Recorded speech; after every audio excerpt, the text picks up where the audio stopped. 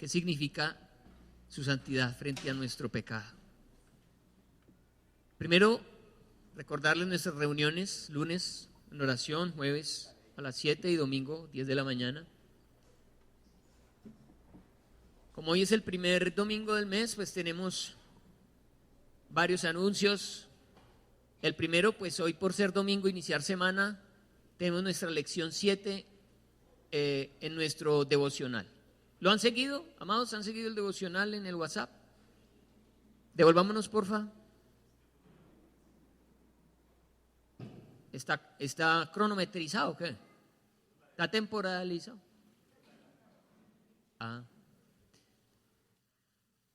Lección 8. Edificados por el Espíritu. Ustedes saben que el Espíritu Santo es quien nos edifica. Nosotros no nos podemos edificar a nosotros mismos. Y Juan 16:13 es el versículo para memorizar esta semana. Pero cuando venga el Espíritu de verdad, Él os guiará a toda la verdad, porque no hablará por su propia cuenta, sino que hablará todo lo que oyere y os hará saber las cosas que habrán de venir. ¿Ustedes sí se están memorizando estos versículos o no? Los versículos tienen que estar en la mente. Cuando los necesites, tienen que estar ahí habitando en tu corazón. Así que a memorizar la palabra del Señor, amén. Bien, entonces sabemos esta semana, este va a ser nuestro tema. El próximo viernes, 6 de marzo, es la reunión de mujeres. Tanto Noemí como Ruth, todas las mujeres. Si estás casada y vienes al grupo de parejas, también puedes venir a este. ¿Listo? Si te queda fácil venir a las dos, mejor. Así que las mujeres de 13 años para arriba, cordialmente invitadas al próximo viernes 7 de la noche en este lugar, reunión de mujeres. ¿Listo, mujeres? Amén. ¿Listos? Recordarles la canasta del amor. Hemos estado entregando unos mercaditos, pero hace rato no, parece ser que se nos ha olvidado. Recuerden salir de su casita. Recuerden lo que es el verdadero ayuno en Isaías 58. Verdadero ayuno es que partas tu pan con el hambriento, que partas tu pan. Lo que tú tienes en tu casita, puedes tomar algo con lo que el Señor te bendice, traerlo aquí y entre todos armar un mercado que se entrega a alguien necesitado. Amén. Los animo para volver a tener en cuenta la canasta del amor. ¿Qué más tenemos? También recordarles la ofrenda misionera. Son 3,000 pesitos semanales que usted puede traer a la iglesia. Hay un sobre que se llama misiones. Ese dinero es usado para ayudar a sostener la obra misionera en Colombia, en los lugares más lejanos de nuestro país, en los extremos, allá donde nadie va. Allá hay unos hombres, hay unas mujeres que se han atrevido a servirle al Señor en esos lugares, y nosotros, las iglesias del Señor, estamos apoyándoles. Amén. Si no podemos ir, por lo menos les enviamos una ayuda, un recurso para que ellos lleven el mensaje a estas personas, a estas poblaciones lejanas. 3,000 pesitos semanales.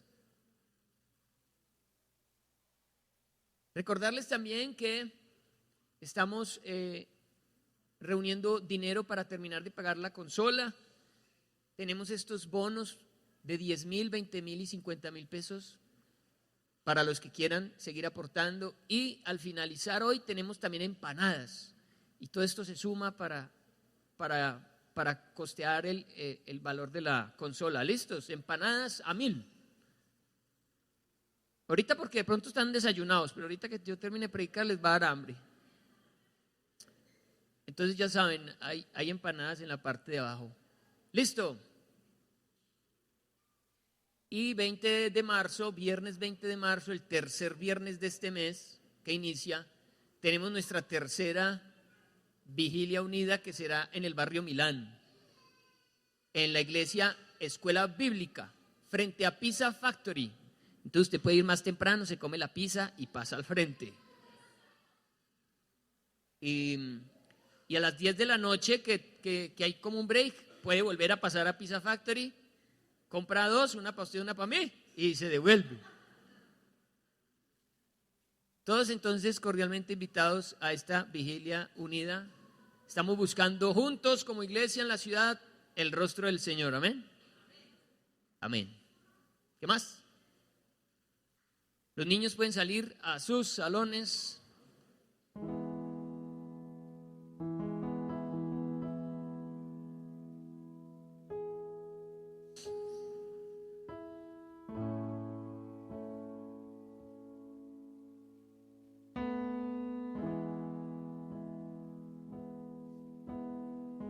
Los que están de pie atrás, aquí adelantico quedaron puestos. Los que quieran ubicarse más cerquita, aquí adelante hay puestos.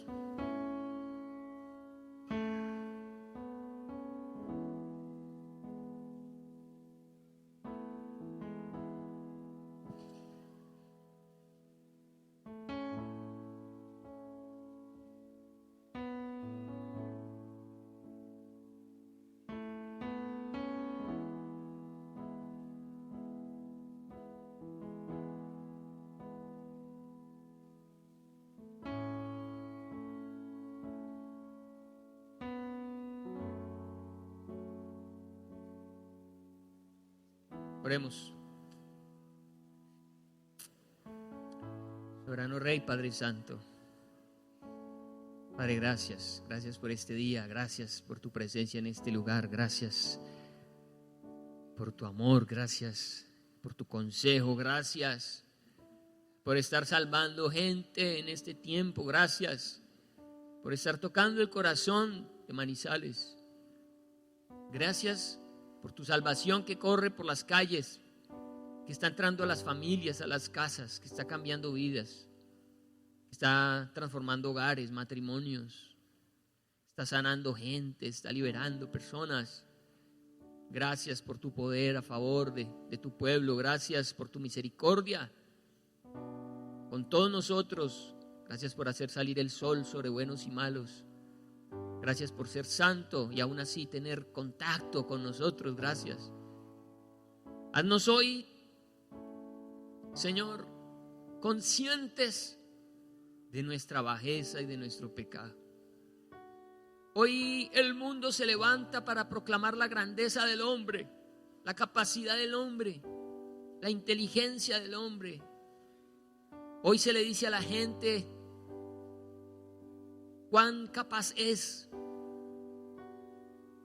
Y se ha llenado el hombre de orgullo, Señor, en su corazón. Y se han olvidado de que por encima está Dios, que tú estás por encima de todo ser humano, que nosotros somos, Señor, polvo, que merecemos, Señor, la condenación por nuestros pecados. Y son palabras difíciles hoy de que calen en el corazón de la gente, pero tu palabra así lo muestra. Y es necesario que el que se acerque a ti reconozca que solo tú eres santo y que solo tú eres poderoso, y que todo cuanto somos o podemos llegar a ser no es por nuestra capacidad, es por tu misericordia, por tu poder. Ayúdanos hoy, Señor, a reconocer esa condición real y verdadera, genuina delante de ti. Te lo pedimos en el nombre de Jesús. Amén. Vamos en esta mañana a hablar acerca de lo que es la falsa humillación. La falsa humillación. Y la falsa humillación trae consecuencias también. Vamos a hablar de las consecuencias. O sea que un título más largo podría ser las consecuencias de una falsa humillación. Pero también puede servir una falsa humillación. Habíamos quedado en segunda de Crónicas 7 con la oración de Salomón. Y habíamos leído que frente a la petición que Salomón le hace al Señor de que mire con misericordia a todo el que ore en el templo, el que busque su presencia, el Señor le dice: claro que sí, yo lo voy a hacer. Pero que también le dijo, pero que cuando el hombre falle, que cuando el hombre pecare, la condición para que él pudiera escuchar sería esta en el versículo 14. Allí vamos. Si se humillare mi pueblo, sobre el cual mi nombre es invocado, y oraren, y buscaren mi rostro, y se convirtieren de sus malos caminos, entonces yo oiré de los cielos, y perdonaré sus pecados, y sanaré su tierra. Entonces, estamos hablando acerca de humillarse delante del Señor. Pero resulta que puede existir una falsa humillación. Y hoy la queremos desenmascarar, porque muchos de nosotros podemos estar sintiéndonos humillados delante del Señor. Y resulta que quizás no. Y es tan peligroso tener una falsa humillación. Y lo vamos a ver hoy. Dice aquí que si se humillare mi pueblo, y su pueblo era el pueblo de Israel, amén. Sin embargo, la palabra del Señor desde el Antiguo Testamento nos involucró a usted y a mí también dentro de aquellos que serían receptores de la misericordia de Dios. No era solamente para Israel, no es solamente para Israel, es para toda la humanidad. Si toda la humanidad se humilla con esta verdadera humillación e invocan su nombre y oran y buscan su rostro y se arrepienten de sus malos caminos, entonces Dios oirá, perdonará y sanará. Está la historia de una ciudad llamada Nínive. Nínive es un extremo de lo que podríamos llamar pueblo de Dios. Es más, son enemigos del pueblo de Dios. Es la capital del reino asirio, encargados de destruir en el año 722 a Israel. ¿Puede usted imaginarse entonces qué podría pensar un israelita sobre Nínive, sobre los asirios? ¿Tendría misericordia a Dios de un pueblo como Nínive? ¿Tendría misericordia a Dios de un pueblo como Nínive, que en el año 722 destruyó a los que él llamaba su pueblo? Y es la historia de Jonás. ¿Recuerdan a Jonás? Muchos han tildado la historia de Jonás como una historia, como una parábola, ¿no? Y dicen que no se puede tomar literalmente, porque eso de que un hombre sea tragado por un gran pez, viva 3 días en su vientre, sea vomitado, no es algo que pase. Si hubiese sido así, Jesús mismo no se hubiera atrevido a hablar de Jonás. Pero Jesús habló de Jonás y dijo: así como Jonás estuvo en el vientre 3 días, el Hijo del Hombre también estará 3 días en la tierra, debajo de la tierra. Jesús hubiera podido decir, como dice la parábola de Jonás. No. Jesús claramente al hablar nos dejó claro que la historia de Jonás no es una fantasía, no es una historia, no es una parábola. Ocurrió. Actualmente se tienen ya registros de personas que han sido tragadas por peces, por ballenas, y han sido vomitados. Ha pasado, puede pasar. No es imposible que ocurra.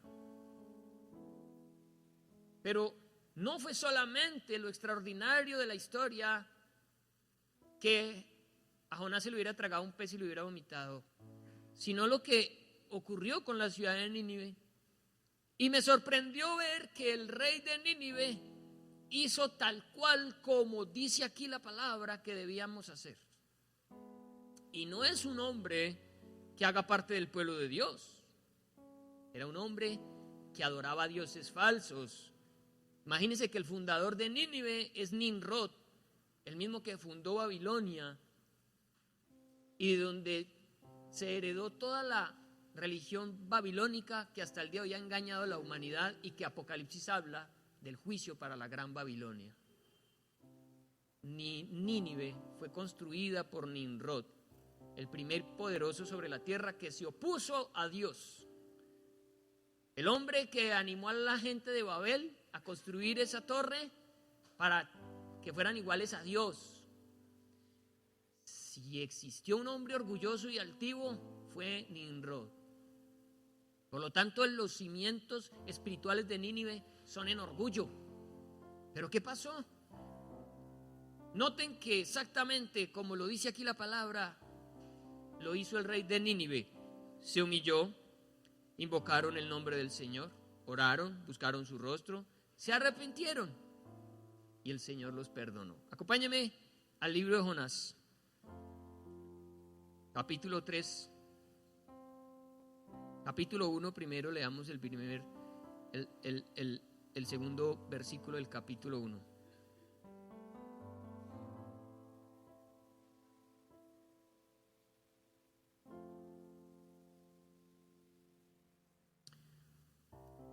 Jonás 1, leamos desde el 1, dice: vino palabra de Jehová a Jonás, hijo de Amitai, diciendo: levántate y ve a Nínive, aquella gran ciudad, y pregona contra ella, porque ha subido su maldad delante de mí.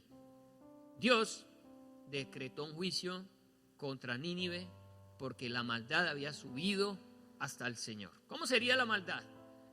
Que le tocó al Señor la maldad de Nínive. Entonces Dios le dice a Jonás: necesito que vayas y le digas a los de Nínive que se arrepientan. En el capítulo 3 dice la palabra: vino palabra de Jehová por segunda vez a Jonás, diciendo: levántate y ve a Nínive, aquella gran ciudad, y proclama en ella el mensaje que yo te diré. Y se levantó Jonás y fue a Nínive conforme a la palabra de Jehová. Y era Nínive ciudad grande en extremo, de 3 días de camino. Y comenzó Jonás a entrar por la ciudad camino de un día, y predicaba diciendo: de aquí a 40 días Nínive será destruida. Y los hombres de Nínive creyeron a Dios y proclamaron ayuno, y se vistieron de cilicio desde el mayor hasta el menor de ellos. Y llegó la noticia hasta el rey de Nínive, y se levantó de su silla, se despojó de su vestido y se cubrió de cilicio y se sentó sobre ceniza. Era la forma de demostrar humillación en ese tiempo. El cilicio, ¿cuántos se han puesto un saco de lana por debajo sin camiseta? Que pica. El cilicio es una prenda de vestir con pelos de animal que quedan en contacto con el cuerpo. ¿A usted alguna vez lo han motilado y le han dejado pelito en el cuello? Usted se desespera con esos pelitos, ¿sí o no? Bueno, Pacho dice que sí, pero yo digo: ¿qué le van a motilar a Pacho? Pues a alguien con pelo, a alguien con pelo. Imagínese usted un abrigo de pelos de pa' dentro y sentarse sobre ceniza, echársela encima. Era una forma de mostrar físicamente que había humillación. Pero ojo, porque a Dios no lo engaña a nadie. Usted puede poner eso y todo y se puede echar ceniza, pero que Dios declare que efectivamente se humilló, solo Dios, solo Dios. E hizo proclamar y anunciar en Nínive por mandato del rey y de sus grandes, diciendo: hombres y animales, bueyes y ovejas, no gusten cosa alguna, no se les dé alimento ni beban agua, sino cúbranse de cilicio hombres y animales, y clamen a Dios fuertemente. Mire, clamen a Dios fuertemente, conviértase cada uno de su mal camino y de la rapiña que hay en sus manos. ¿Quién sabe si Dios se volverá y se arrepentirá? ¿Quién sabe si se volverá y se arrepentirá Dios y se apartará del ardor de su ira y no pereceremos? Y vio Dios lo que hicieron, que se convirtieron de su mal camino, y se arrepintió del mal que había dicho que les haría, y no lo hizo. Año 760 antes de Cristo. 40 años después, año 722, otro rey de Siria destruyó Israel. Pero este rey se arrepintió. Finalmente otro rey se llenó de maldad, y Dios juzgó a Nínive. Declaró que iba a quedar tan en ruinas que hoy en día es una región en ruinas. Hasta el día de hoy Nínive son ruinas. Pero esta generación salvó su vida. Esta generación escuchó de Dios un juicio y se arrepintieron de verdad. ¿Qué hubiera pasado donde este rey hubiera tenido una falsa humillación? hubiera caído todo el peso del juicio de Dios sobre ellos. ¿Lo creo o no? Porque Dios sí conoce el corazón. Porque Dios sí sabe cuando hay una verdadera humillación. Si se humillara mi pueblo, se humilló un pueblo que no era pueblo de Dios y Dios los perdonó. Se humilló un rey pagano, una nación pagana, le creyeron a Jonás, le creyeron. Y Dios los perdonó. Ahora dice, si se humillare mi pueblo. Usted es pueblo de Dios, amén. Usted es pueblo de Dios.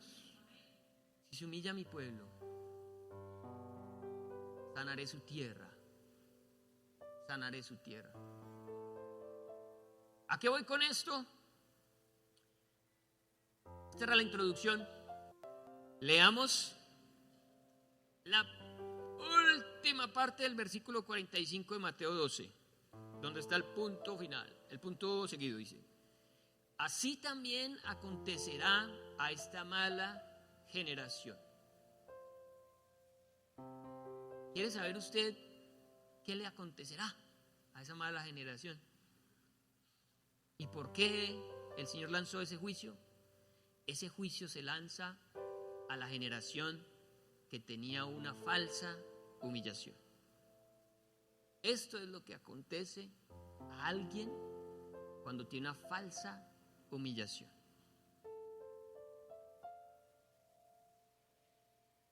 Miremos el contexto para que entendamos por qué Jesús termina diciendo así. En el capítulo 12, en el versículo 22, Mateo 12, 22, le presentaron al Señor Jesús un endemoniado. ¿Recuerdan el del jueves, el endemoniado gadareno? Aquí este endemoniado, versículo 22, dice: y entonces fue traído a él un endemoniado, ciego y mudo, y le sanó. De tal manera que el ciego y mudo veía y hablaba. Y toda la gente estaba atónita y decía: ¿será este aquel hijo de David? Mas los fariseos al oír decían: este no echa fuera los demonios sino por Belcebú, príncipe de los demonios. Los fariseos son aquellos personajes sobre los cuales cae toda esta característica de juicio de la falsa humildad. Sobre los fariseos. Y ellos a su vez le enseñaron a todo el pueblo esa manera de ser. Pues los fariseos conocían la historia de Jonás. Los fariseos conocían la historia de cómo en el año 722 el reino de Asiria destruyó a Israel. ¿Sabían por qué lo hizo? ¿Saben por qué el Señor destruyó en el 722 a Israel? Porque habían adorado dioses falsos. Y Dios se los había dicho. Como no quisieron, Dios permitió que Asiria viniera y destruyera a Israel. Pero ¿qué más sabían los fariseos? Que en el año 586 el Señor también permitió que Babilonia atacara a Judá y se los llevara cautivos a Babilonia. ¿Por qué el Señor permitió eso? Porque Judá también había adorado ídolos. Entonces los fariseos del tiempo de Jesús miraron la historia y dijeron: muchachos, no podemos adorar ídolos. Entonces por eso usted ve que en el tiempo de Jesús no existe el problema de la idolatría. Si usted mira, en ningún momento los fariseos adoraban falsos dioses. Al contrario, ellos exigían al pueblo que no adoraran, que se acordaran que Israel y Judá habían padecido por causa de esa desobediencia, que no adoraran ídolos. ¿Y eso es bueno o eso es malo? Eso era bueno, que ellos enseñaran eso, porque sabían lo que eso ocasionaría. Pero ¿qué pasó? Que ellos estaban cubriendo bajo esa falsa humillación. ¿Por qué una falsa humillación? Porque lo que hacían ellos no era de corazón, sino que era moralista, era externo. ¿Y cómo vivía un fariseo? Moralmente, con niveles morales muy altos. Los fariseos eran ejemplos de todo el cumplimiento de la ley. ¿Por qué? Porque ellos sabían que incumplir la ley del Señor traería juicios como los que ya vivieron. Y ellos decían, no, ¿qué tal? Entonces ellos estaban convencidos y seguros que el mejor tiempo que estaba viviendo Israel era ese, porque ellos estaban cuidando la fe, porque ellos se habían apartado de los ídolos. Pero llega Jesús y les dice, muchachos, a ustedes les va a ir peor que a esos. Y los fariseos dicen, ¿qué peor? ¿Quién es este que está creyendo? Si nosotros somos la viva estampa del juicio y la moral. Falsa humillación, religiosidad. Jesús les declaró esto tan terrible en el versículo 45. Así acontecerá a esta mala generación. Le dijo a los fariseos, ustedes son una mala generación. ¿Y sabe qué más les dijo? Son la peor generación. ¿Te imaginas la cara de los fariseos orgullosos? Porque eran moralmente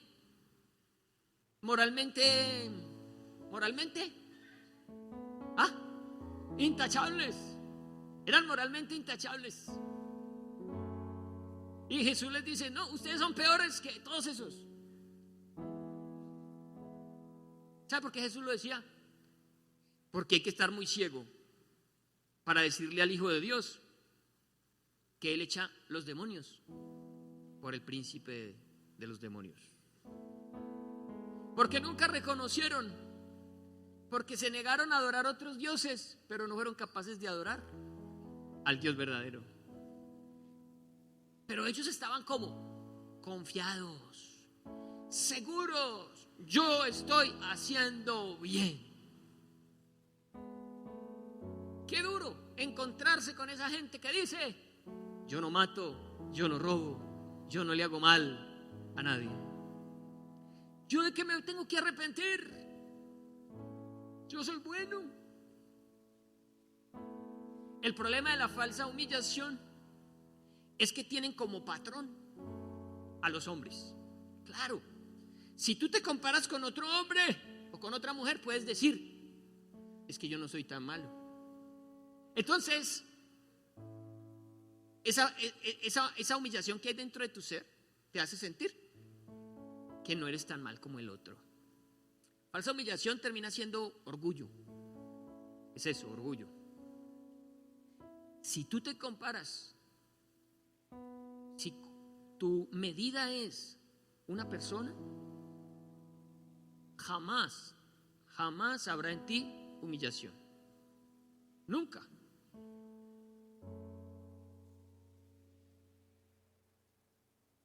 Acompáñeme, póngale ahí un papelito y acompáñeme al Salmo 51 para que miremos la medida real sobre la que nos tenemos que comparar para realmente humillarnos.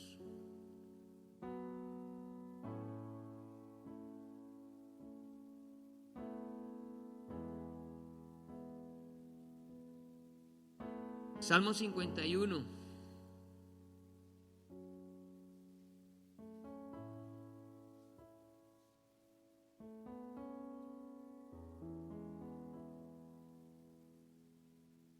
Cuando David pecó, acostándose con Betsabé, una mujer que no era su esposa, luego mandando a matar al esposo de Betsabé, se quedó calladito y no dijo nada. Él había pecado gravemente. El Señor le envía a un profeta, al profeta Natán, que le dice, arrepiéntete. Y David, gracias a Dios, se arrepintió. Y escribió el Salmo 51, que dice así: ten piedad de mí, oh Dios, conforme a tu misericordia. conforme a la multitud de tus piedades, borra mis rebeliones. Lávame más y más de mi maldad y límpiame de mi pecado, porque yo reconozco mis rebeliones y mi pecado está siempre delante de mí. Contra ti solo he pecado y he hecho lo malo delante de tus ojos, para que seas reconocido justo en tu palabra y tenido por puro en tu juicio. Si David se pone a pensar en que él pecó porque iba a buscar culpables, ¿sí o no? Pero David podría decir: Señor, yo pequé, sí, yo tuve que mandar a matar a Urías, pero fue que yo le dije a él que se acostara con su esposa. Lo que pasa es que David había embarazado a Betsabé, y para que no supieran que había sido de él, le dijo al esposo: vaya, acuéstese con su esposa, no vaya a la guerra, aproveche. Y Urías: no, ¿qué tal, rey? Yo estoy de servicio primero. Y David: uy, ¿y ahora qué hago con este hombre? Me dañó el plan. Y lo mandó a matar. Entonces David hubiera podido decir: no, pero es que no fue mi culpa. Yo le dije a Urías que se acostara con la mujer y él no quiso. Él no quiso. O hubiera podido decir: pero ¿quién manda a Betsabé a bañarse en pelota en la terraza donde yo estoy parado? Que se bañe con vestido de baño, que le ponga eso, una cortina. Eso, el compararnos con otros jamás permitirá un arrepentimiento genuino. Entonces está el hijo que no le hace caso al papá. Y sabe que tiene que ser obediente y que tiene que respetar la autoridad del padre. Pero ¿qué dice el hijo? Pero es que mi papá hace lo mismo. Pero es que no, así no alegar. Pero es que me maltrata. Entonces siempre que tú compares tu pecado con el de otro, no vas a encontrar cómo humillarte. Jamás vas a encontrar la verdadera humillación. Pero volviendo a ver el caso de David, en el versículo 4, ¿qué dice él? ¿Qué dice David? ¿Qué reconoce el verdadero humillado? El verdadero humillado ha visto su pecado no frente a otra persona, sino frente al mismo Dios, al que es santo, santo, santo. ¿Usted se imagina quién de nosotros puede pararse frente al santo, santo, santo y decir: yo no robo, yo no mato, yo no le hago mal a nadie? Falsa humillación. ¿Qué dice David? Contra ti. David no dice: Señor, perdóname porque pequé contra Urías. Cuando tú le eres infiel a tu esposo, a tu esposa, no le estás siendo infiel a él o a ella, sino a Dios.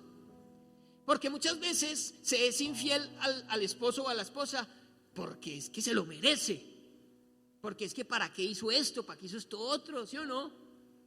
Y el que es infiel puede encontrar muchas razones para hacerlo, porque se está midiendo con el pecado del otro o la falta del otro. Pero, amados, jamás el que se mida con otro ser humano podrá humillarse legítimamente delante del Señor. Y cuando venga el juicio de Dios, esa persona no se va a poder humillar, porque siempre va a estar diciendo: pero es que este es peor que yo, pero es que yo lo hice porque esta persona tal cosa, porque me dijo, porque me humilló, Entonces siempre, seguro que siempre tú vas a encontrar una razón para no humillarte delante de la presencia del Señor, seguro. Pero cuando tú entiendes que estás delante del santo, santo, santo, ahí sí puedes decir: Señor, yo no pequé contra mi papá, contra mi mamá, contra mi esposa, no. Yo pequé fue contra ti. Se pecas contra Dios. Sí, que en tu pecado hieres y dañas y afectas a las personas, sí, y tienes que pedirles perdón a las personas, sí, pero tu pecado es contra Dios, el que es santo, santo, santo. Frente a eso, ninguno de nosotros puede salir diciendo que no ha pecado. Párate frente a la santidad de Dios y te vas a dar cuenta la pichurria que somos. ¿Quién es mejor que quién frente a la santidad de Dios? Y David lo entendió. Señor, contra ti solo he pecado, y mi pecado está siempre delante de mí. Contra ti y he hecho lo malo delante de tus ojos. ¿Para qué?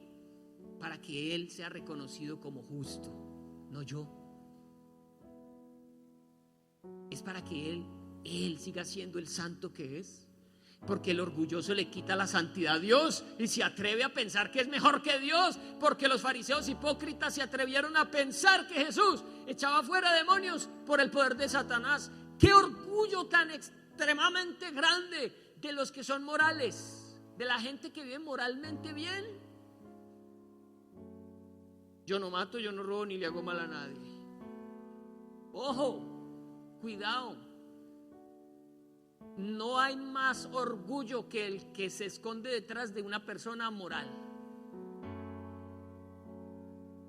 de esa persona buena, de esa persona que se cree tan buena. Están pensando que son más santos que Dios. Y Jesús dijo: esto le va a acontecer a esta generación, la peor de todas, esta. Ellos convencidos de que lo estaban haciendo bien. Porque cuando tú eres legalista, moralista, religioso, te convences de que lo estás haciendo bien. Estás seguro de que tú no necesitas humillarte por nada, ni pedirle perdón a nadie. Siempre encuentras el culpable. Siempre encuentras que la culpa es del otro. Jamás puedes decir: yo pequé. Pero te invito a que presentes ese pecado. Sí, de pronto un pecado en el que alguien tuvo que ver, pero así te haya incitado a alguien o la circunstancia te haya llevado a pecar, al que tienes que traer tú delante de ese pecado no es a la persona, sino al que es santo, santo, santo. Cuando los hombres vean descender a Jesús en gloria, viendo su santidad, dice la Biblia, van a querer que los montes se les echen encima y los tapen. Van a buscar rotos en la tierra, porque la santidad de Dios es una cosa que no se soporta. Pero ahí está el religioso, capaz de decir que no necesita arrepentirse. Yo no necesito a Dios, dice la gente. Como estoy bien. Yo tengo una relación con Dios buena. Yo hablo con Él. Yo le doy gracias. Pero si hoy tú has pecado motivado porque otro hizo algo contra ti y estás tranquilo porque simplemente fue a causa de algo que te hicieron, te tienes que arrepentir porque has pecado contra el Señor, no contra alguien más. Este rey de Nínive se arrepintió. Un rey de Nínive se postró y el Señor fue el que dio, y el Señor fue el que dijo: listo, Jonás. Se arrepintieron. Tarea hecha. ¿Por qué los hijos son rebeldes? ¿Por qué se rebelan los hijos contra los papás? Porque ven los errores de los papás. Porque ven que los papás no son perfectos. ¿Los papás son perfectos? No. El único perfecto es Dios. Pero el joven ve el error del papá y se la monta, señalándole los errores. ¡Ay, qué peligro! porque tú estás rebelándote es contra Dios, contra tu papá, contra tu mamá. Estás rebelando es contra Dios, que es santo, santo, santo. Pero la falsa humildad te vas a hacer creer que estás bien. David se arrepintió y reconoció, incluso versículo 5, he aquí, en maldad he sido formado y en pecado me concibió mi madre. Mire, desde allá viene el pecado en nosotros, desde la concepción. David dice, ¿yo qué voy a pelear contigo, Señor? ¿Yo qué me las voy a dar de santo si tú eres el único santo? ¿Yo qué voy a estar pretendiendo meterle la culpa a otros cuando pequé fue contra ti? Es contra ti que he pecado. He aquí, tú amas la verdad en lo íntimo y en lo secreto me has hecho comprender sabiduría. Pero dice algo hermoso, purifícame con esopo y seré limpio. Lávame y seré más blanco que la nieve. ¿Sabe por qué? Porque Él es puro, porque Él es santo. Y Él es el único que puede extender esa santidad sobre nosotros y lavarnos. Su esencia es como el cloro, ¿sí o qué? Usted le echa el cloro a la ropa y la blanquea. Es como el poder que tiene el cloro. La sangre de Cristo tiene un poder mayor para limpiar pecados, para borrar nuestra maldad. Límpiame, límpiame, Señor. Ahí hay humillación verdadera, legítima. ¿Y qué dice el Señor? Sanaré su tierra. Sanó a David, lo levantó, amén. Pero volvamos a Mateo, para que veamos en qué consiste el juicio. Entonces, ya Jesús está cansado de estos fariseos. Si usted mira todo ese capítulo 12 y desde los anteriores, todo el tiempo los fariseos detrás de Jesús, todo el tiempo preguntándole, acosándolo, mirando cómo lo hacen caer, juzgándolo. Ahora esto con este demonio, él haciendo favores, él bendiciendo a la gente.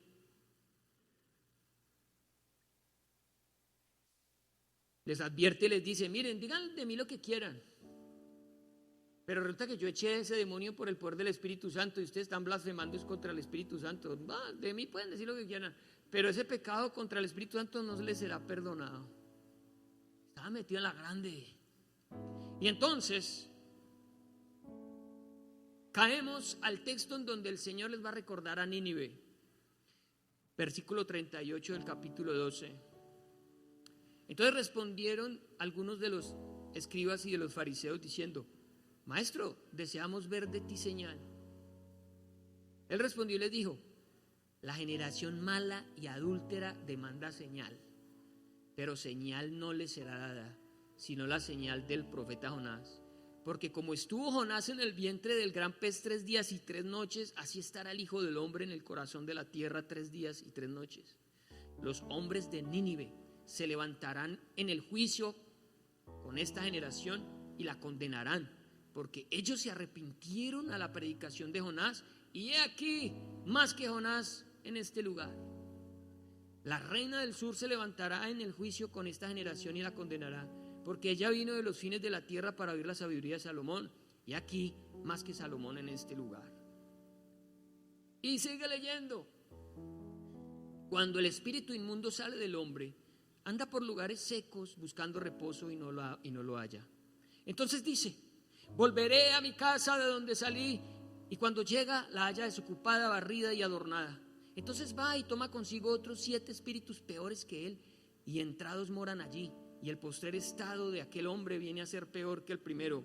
Así también acontecerá a esta mala generación. Amados, cuando una persona es moralmente intachable, pero no tiene el Espíritu Santo de Dios morando en su corazón, va a pasar esto. Por alguna razón, este hombre de la historia fue liberado de un espíritu inmundo. No sabemos cómo se dio, simplemente no lo dice. Posiblemente fue, espiritualmente hablándolo, el momento en el que Israel comprendió que no debían adorar ídolos, se arrepintieron de ese pecado, se libraron de esa situación. pero como no aceptaron a Jesús en el corazón, quedó la casa adentro vacía. Entonces, un hombre que por cualquier razón ha sido liberado de un espíritu inmundo, pero su interior no fue lleno con el Espíritu Santo de Dios, está por dentro barrido, trapeado, limpio, pero solo. No habita el Espíritu de Dios dentro. El Señor les está diciendo que hay gente moralmente intachable, pero que no tiene el Espíritu de Dios morando dentro. Y hoy nos está diciendo, hay gente que se dice cristiana, que va a la iglesia, que incluso ha sido liberada de espíritus de demonios, pero que no se han arrepentido ni han recibido el Espíritu Santo de Dios.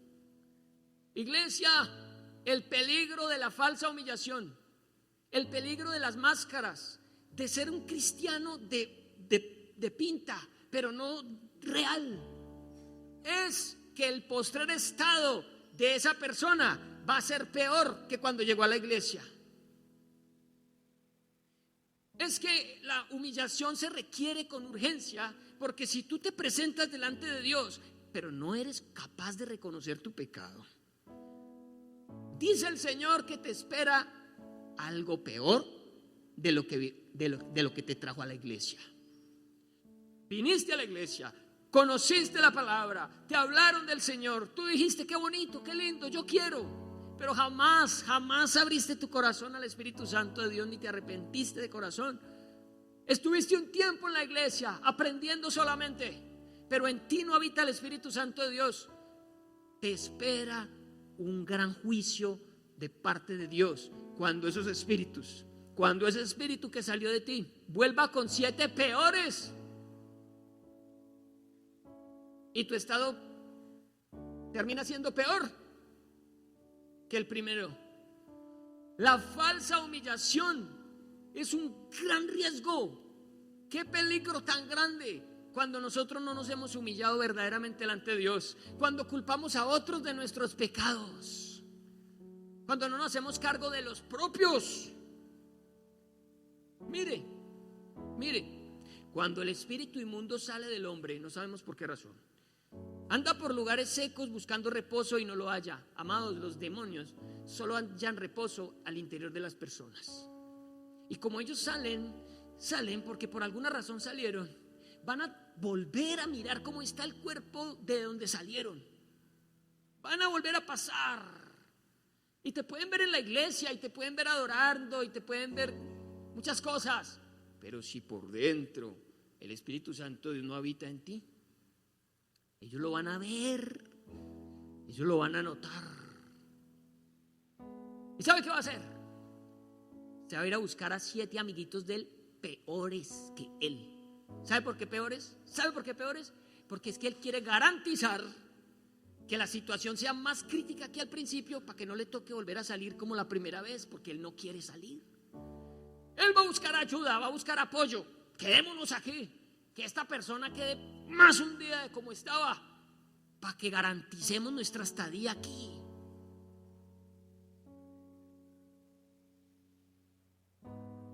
Y el postrer estado de esa persona viene a ser peor que el primero. Sigamos leyendo. Entonces, volveré a mi casa de donde salí, y cuando llega la halla desocupada, barrida y adornada. Dice la palabra que donde está el Espíritu de Dios, allí hay libertad. Por eso donde habita el Espíritu Santo de Dios no puede entrar un demonio. No puede. Donde habita el Espíritu de Dios hay libertad. Y el Espíritu Santo va a volver a ti, pero ya te halla con el Espíritu de Dios dentro. ¿Qué puede hacer? Voltear la cola. Dice la palabra de Dios que los que han nacido de Dios no practican el pecado, y por esa razón el maligno no les toca. Pero ¿qué pasa si somos cristianos de fachada como los fariseos? Morales, pero por dentro vacíos. Va a venir el espíritu, este espíritu malo. Entonces va y toma consigo otros 7 espíritus peores que él, y entrados moran allí. Y el postrer estado de aquel hombre viene a ser peor que el primero. ¿Dónde más habla la Biblia de esta condición? En Pedro, segunda de Pedro 2, vámonos para segunda de Pedro 2 para que terminemos allí. Segunda de Pedro 2.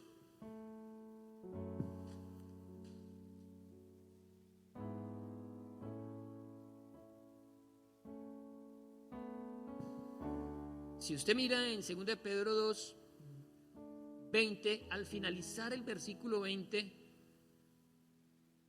dice: su postrer estado viene a ser peor que el primero. ¿Lo dice o no? ¿Cómo se llega a esto según segunda de Pedro? Acompáñeme a mirar el contexto. Si usted mira segunda de Pedro, capítulo 2, versículo 1, dice así la palabra: pero hubo también falsos profetas entre el pueblo, como habrá entre vosotros falsos maestros. Ahí también el Señor vinculó, bueno, en este caso Pedro, a los fariseos hipócritas. Ellos eran los maestros, pero eran falsos, porque cada vez que conseguían a un alumno, dice la Biblia, los hacían doblemente más culpables de juicio. Era peor caer en manos de un fariseo. Aumentaba el juicio sobre la vida.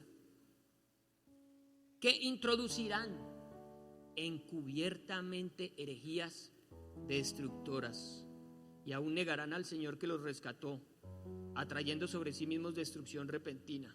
Pero el problema es este, iglesia, versículo 2: y muchos, ¿cuántos son muchos? Seguirán sus disoluciones. Está hablando de la iglesia. ¿Quiénes son esos? ¿Quiénes son esas personas que cuando viene un falso maestro les enseña cosas que los hace seguirlos? ¿Qué característica tienen esos en la iglesia que cuando viene un falso maestro lo escuchan? ¿Y sabe qué son disoluciones? La disolución tiene que ver con pecados sexuales, con una palabra que usa la Biblia. La describe en Gálatas 6, cuando dice: y manifiestas lascivia. Manifiestas son las obras de la carne. Esas primeras que menciona ahí, si no estoy mal, son disoluciones. Mire, Gálatas 6. Porque la palabra disolución aparece muchas veces en el Nuevo Testamento y usted de pronto dice: disoluciones.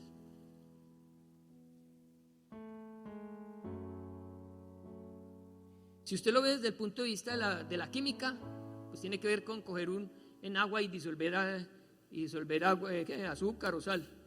Eso es una disolución. Pero espiritualmente es otra cosa. Es Gálatas. Si es en Gálatas, ¿dónde está? El fruto del Espíritu es, pues, Efesios.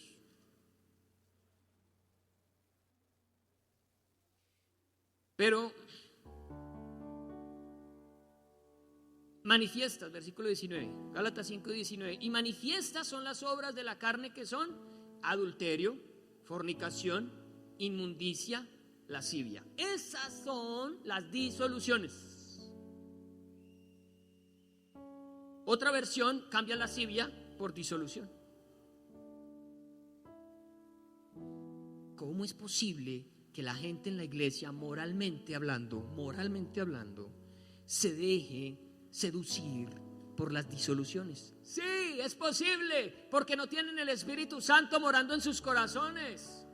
Porque el demonio va y cuando vuelve ve el papayazo, y por eso cuando alguien es usado por Satanás para enseñarle al mismo pueblo de Dios mentiras, muchos son engañados.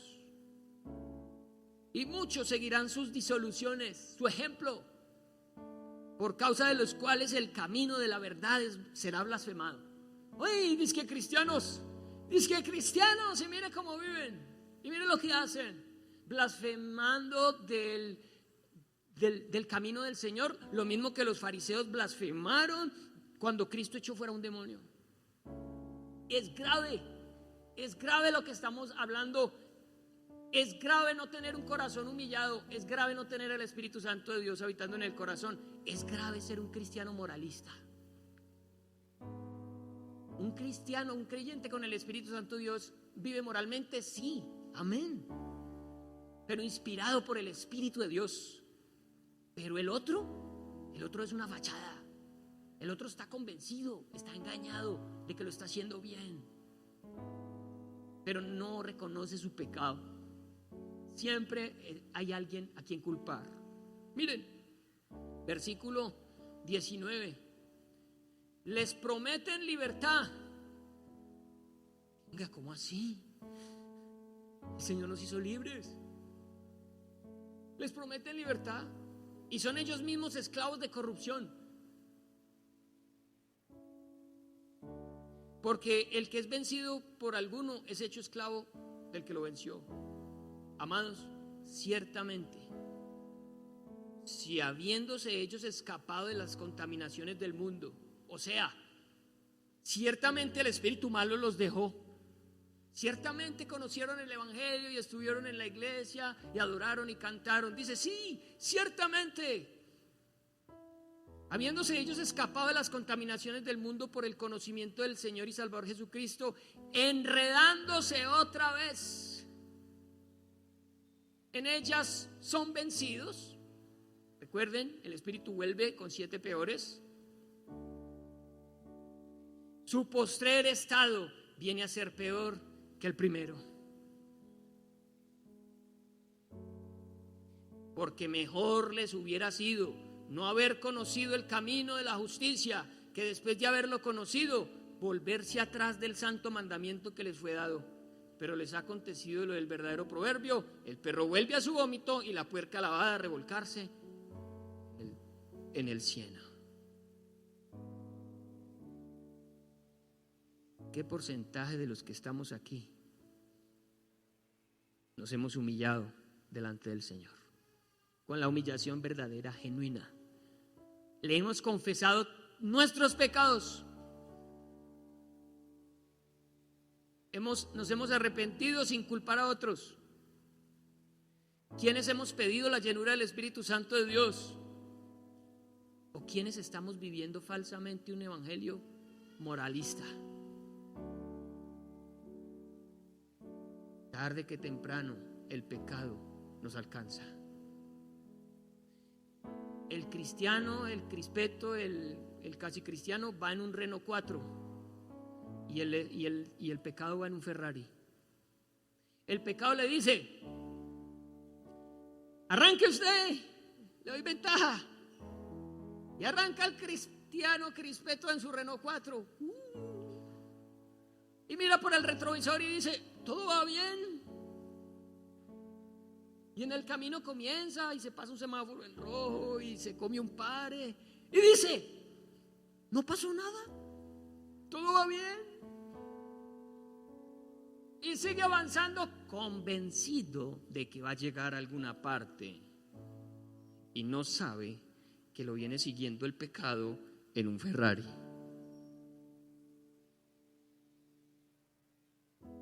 ¿De dónde saco yo esto?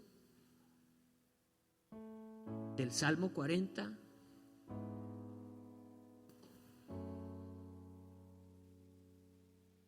Salmo 40.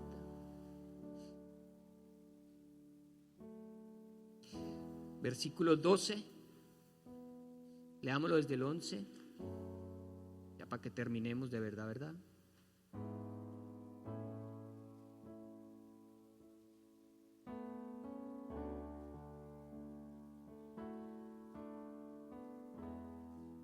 Dice, versículo 11: Jehová, no retengas de mí tus misericordias. Tu misericordia y tu verdad me guarden siempre, porque me han rodeado males sin número, me han alcanzado mis maldades, me han alcanzado mis maldades. No puedo levantar la vista, se han aumentado más que los cabellos de mi cabeza y mi corazón me falla. Quieras, oh Jehová, librarme. Jehová, apresúrate a socorrerme. A esta persona lo alcanzó su pecado. Pero gracias a Dios está en una condición de humillación. Señor, ten misericordia.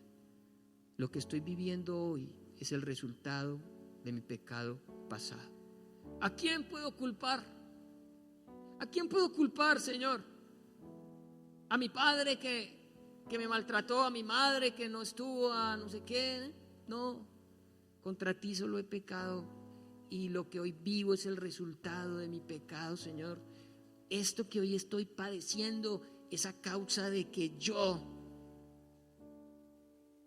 me confié. Creí que podía ser sin que nada malo me pasara. Muchos hoy todavía van en el Renault 4 y todavía no les ha pasado nada. Pero el pecado nos alcanza. En algún momento de la vida nos alcanza. Ojalá para ese momento tengamos un corazón humillado. O tengámoslo hoy. Mire que también en Números capítulo 32, Números 32, hay una advertencia igual.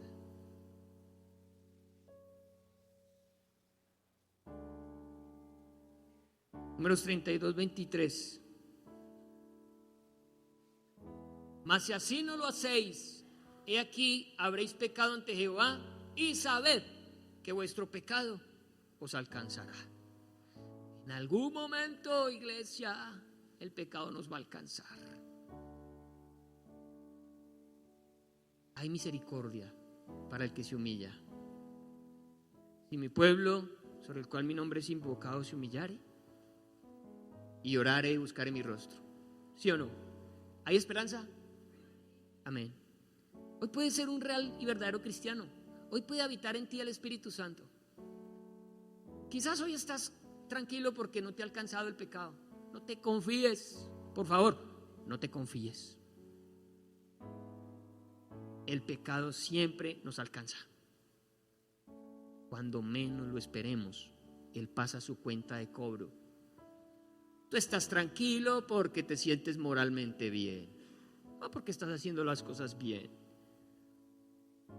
Pero si verdaderamente te has humillado delante del Señor y el Espíritu de Dios mora en ti, el Señor va a sanar tu tierra, el Señor va a restaurar tu vida, el Señor va a transformar tu caminar.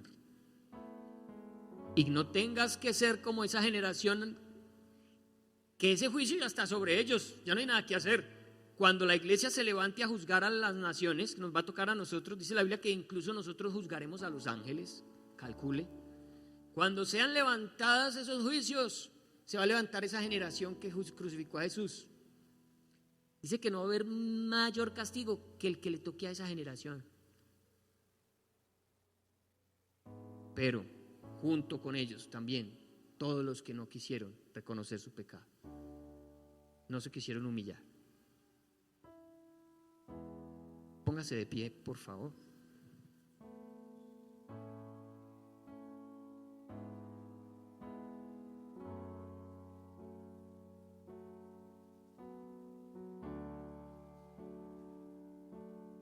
¿Cuántos creen que en Cristo hay un nuevo comienzo?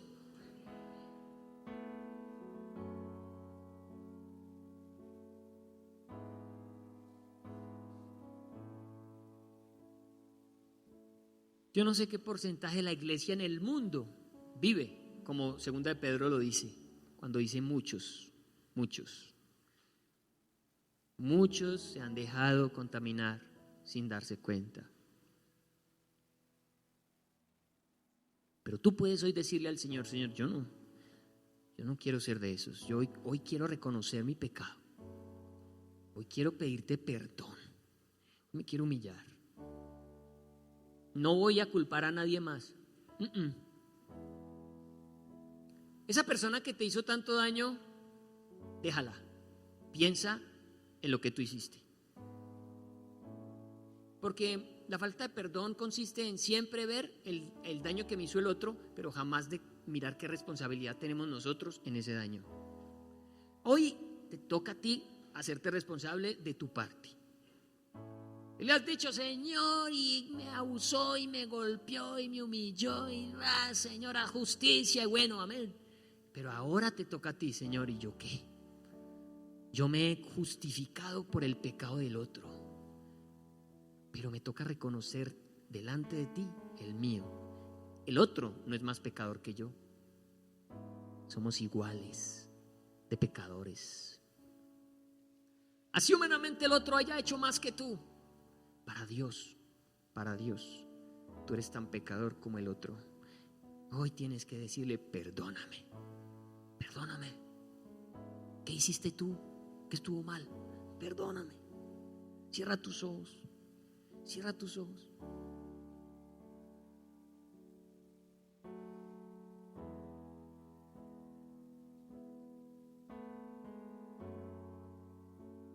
Tú le vas a decir: Señor,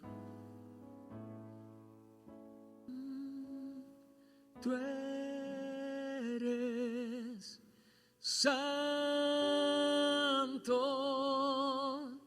oh, tan santo,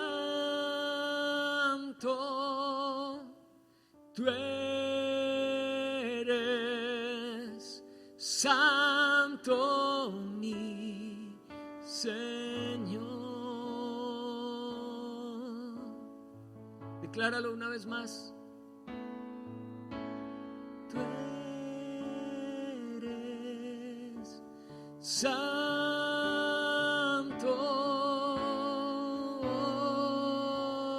tan santo, tú eres santo, mi Señor. Y delante de su santidad te vas a presentar tú, tal cual como estás, en la condición en la que estás, reconociendo que Él es santo, solo Él es santo. Ya no culpes a otro, de tu pecado. Tienes que medirte con la santidad de Dios. Todo el que se mide con la santidad de Dios necesariamente tendrá que reconocer su pecado. Claro, tú miras a la humanidad y dices: yo no soy tan malo, hay gente más mala. Sí, hay gente mala, pero tú necesitas ponerte a paz con el Señor. Tú quizás no estás viendo tan grave tu pecado, pero hoy por el Espíritu Santo de Dios pedimos: seas reargudido en tu corazón por el pecado cometido y tengas hoy la oportunidad de pedir perdón y de humillarte delante del Señor. ¿Quieres sanidad para tu casa, para tu vida? ¿Quieres sanidad para tu tierra? Humíllate. Hoy es una buena oportunidad para decirle: Señor, ya no quiero culpar a los demás de mi desgracia. Hoy reconozco que yo he pecado contra ti.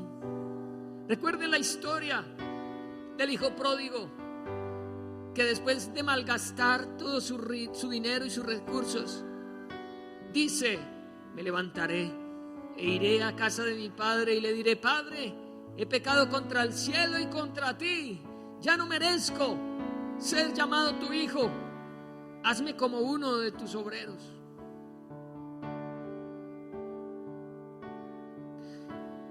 Y cuando el padre lo vio de lejos, corrió a sus brazos y lo besó en el cuello. Y el hijo le dijo, realmente sintiéndolo en su corazón: Padre, ya no merezco ser llamado tu hijo. Cuando alguien está verdaderamente arrepentido, también está dispuesto a sufrir las consecuencias de su pecado. Está dispuesto a humillarse y a decir: ya no merezco estar en la casa del Padre, voy a estar con los jornaleros. Pero sabes, cuando el Señor ve un corazón arrepentido, genuinamente arrepentido, dice: traigan el mejor vestido, traigan el anillo y hagamos fiesta, porque este mi hijo que era muerto ha vuelto a la vida, se ha arrepentido. Si tú hoy vuelves a Él, Él te está esperando con brazos abiertos. Desde lejos está mirando cuando tú vas a volver. Y cuando tú aparezcas, Él se va a ir a abrazarte y va a besarte. Allí en sus brazos dile: Padre, he pecado contra el cielo y contra ti, perdóname. Perdóname, perdóname por esto, por maltratar aquí, por hacer esto allá. Perdóname por esto que nunca he confesado, pero que hoy necesito confesar delante de tu presencia. No tengas temor de arrepentirte, no tengas temor de confesar tu pecado. Estás delante del Rey de Reyes, y aunque Él es 3 veces santo, así también es de grande su misericordia para el que se arrepiente. Así también es su amor para el que se humilla. Hoy el Señor te dice: no seas como esa generación. No te arriesgues a tener vacío tu corazón por dentro pensando que lo estás haciendo bien. Cuidado, porque vienen 7 peores. Ojo, abre tus ojos. No vaya a ser que el estado al cual vas a caer sea peor al cual llegaste. Hoy delante de ti nos presentamos, amado Señor, para pedirte perdón. Perdona el pecado de cada uno de nosotros. Permite que ya no culpemos a nuestro esposo, a nuestra esposa, a nuestros padres, a nuestros abuelos, a nuestros tíos, a nuestros jefes, a los gobernadores, a nuestros hermanos, a los pastores. Permíteme hoy pedirte perdón por mi propio pecado. Y entra a mi vida, Espíritu de Dios. Cámbiame desde adentro. Yo no quiero ser un cristiano de fachada. Yo no quiero ser un fariseo hipócrita. Yo quiero ser un hijo verdadero de Dios. Quiero que habites en mí y que la libertad tuya me llene por completo. Líbrame de Satanás, de sus acechanzas. Guárdame de que él vuelva a tomar mi vida para mal. Tú me has hecho libre. En ti permaneceré libre en el nombre de Jesús. Si hoy te has arrepentido de corazón, debes saber que el Señor te ha perdonado y que después del dolor que causa el pecado viene una dicha, la dicha del perdón. Dichoso el hombre cuyo pecado ha sido perdonado, cuya transgresión ha sido borrada. Dichoso el hombre cuya desnudez ha sido cubierta por el Señor. Hoy puedes tener gozo y paz en tu corazón una vez que te has arrepentido. Y debes saber que el Señor te va a ayudar, te va a respaldar. El Señor va a estar contigo y va a permitir que lo que causó tu pecado y las consecuencias de tu pecado, Él va a permitir que las puedas sobrepasar. Él te va a ayudar. Él va a estar ahí contigo. No tengas temor, porque vienen tiempos de restauración para tu vida. Vienen tiempos en los cuales vas a recibir el favor de Dios. Viene el tiempo de la sanidad para tu alma, para tu tierra. Así es el amor y la misericordia del Señor. Así es para el que se humilla de corazón. Padre, gracias por tu palabra. Gracias, Señor, por lo que has hecho en el corazón de aquellos que hoy han logrado arrepentirse de corazón, y aquellos que aún no, aquellos que aún combaten en sus corazones. Yo te pido, Espíritu de Dios, convéncelos ahora al volver a sus casas, convéncelos durante esta semana, durante el tiempo que viene. Dales la oportunidad, Señor. Danos la oportunidad de reconocer nuestro pecado en todo tiempo, en todo momento. Guárdanos de ser como el perro que vuelve al vómito y el marrano que vuelve al barro. Queremos ser verdaderos hijos de Dios. Amén. Amén. Dios les bendiga.